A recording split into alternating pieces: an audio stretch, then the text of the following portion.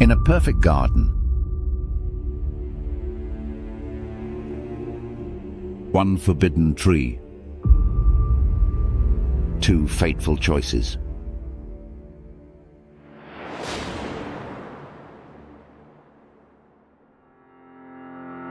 Witness temptation's seduction, innocence shattered, and paradise lost. The decision that changed humanity forever. Our story begins with one man.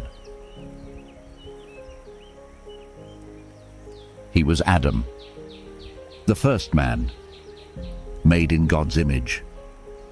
Eden was his home, a paradise created for him to tend and enjoy. All was his domain, with but one limitation. See that tree in the center of the garden? You must not eat from it, for on the day you eat of it, you will surely die. Yet it was not good for man to be alone. He needed a companion. From man came woman, different yet equal, a perfect companion. Life in Eden was paradise itself. They named the creatures, explored the lush landscape, and marveled at its wonders. They had everything they could want, yet questions began to form. Do you ever wonder what's beyond the garden? We have everything here, except for that. God was clear. The tree of knowledge stood in the center of the garden, beautiful yet forbidden, fascinating yet dangerous. And it would not be long before that fascination grew too strong to resist. Eve found herself alone near the forbidden tree, drawn by curiosity. That's when the serpent appeared.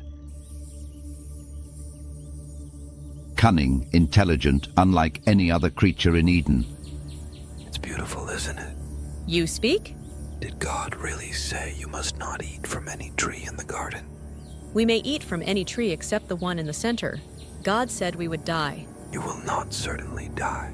God knows when you eat it, your eyes will be opened. You will be like him, knowing good and evil.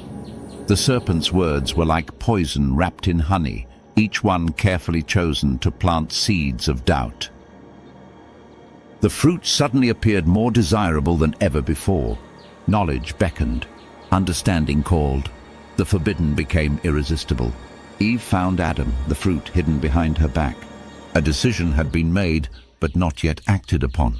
The serpent said we wouldn't die, that our eyes would be opened, that we'd be like God, knowing good and evil. And you believe a serpent over God? I believe there's more to this story than we know.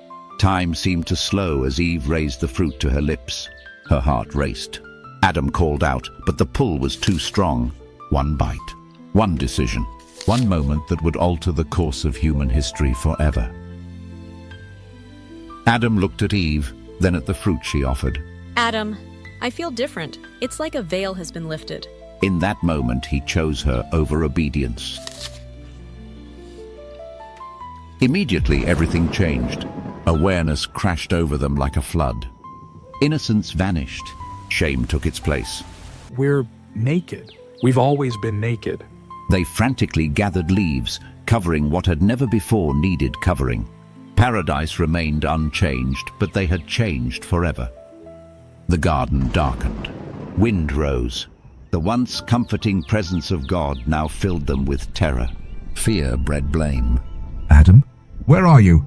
I heard you in the garden, and I was afraid because I was naked, so I hid. Who told you that you were naked? Have you eaten from the tree I commanded you not to eat from? Adam pointed to Eve. Eve pointed to the serpent.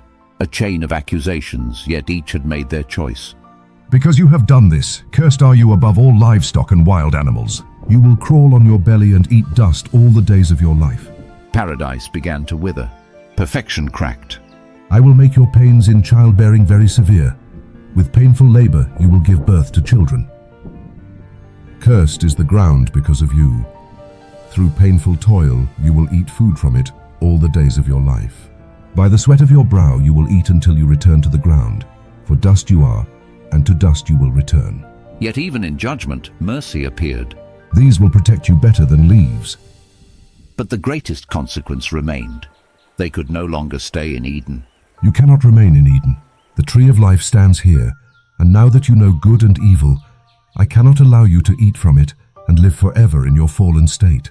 And so they were cast out, lovers, rebels, pioneers of a broken world. Angels with flaming swords appeared to guard Eden's entrance. The way back was closed forever. We've lost everything. Not everything, Eve. Though broken, my love remains, and someday, through your lineage, redemption will come. What was broken will one day be restored, though it will take time beyond your imagining.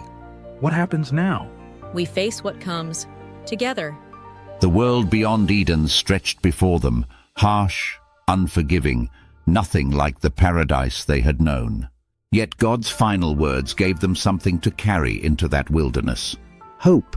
They stepped beyond Eden's boundary. The lush paradise behind them contrasted sharply with the barren landscape ahead. Yet they went forward together. And so humanity's journey began. Not in perfection, but in consequence. Eve would give birth to Cain and Abel, beginning the generations of mankind. Pain, toil, and death entered the world. Yet so did the deeper understanding that Adam and Eve had sought. They had gained knowledge of good and evil, but at what cost? Paradise lost, innocence shattered, a relationship with God fundamentally changed. Yet even in exile, hope remained. For God's story with humanity was only beginning. The fall in Eden was not the end, but rather the first chapter in a much longer tale of redemption. The choice that changed everything. The fall that set the stage for redemption. The beginning of our shared human story.